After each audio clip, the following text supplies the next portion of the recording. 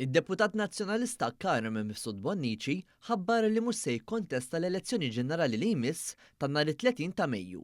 Għaldaqstant, Carmen Mifsud Bonnici niżżel is-separju fuq il-karriera politika twila ta' 28 sena fil-Partit Nazzjonalista.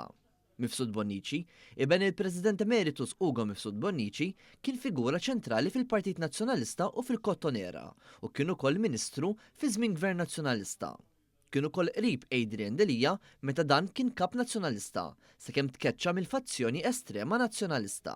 Ftit tal-ġimgħat ilu, il-Partit Nazzjonalista ħabbar li kien se joħroġ lil kirurgu Ray Gatt fuq il-Kottonera.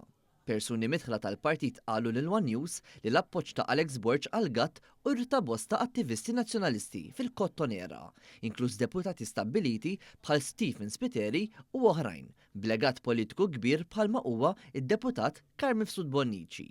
Din il-ġimgħa, Gatt ftaħar li meta kien jiservi ta' kirurgu f'Mater Dei kellu l-itwal lista ta' stennija.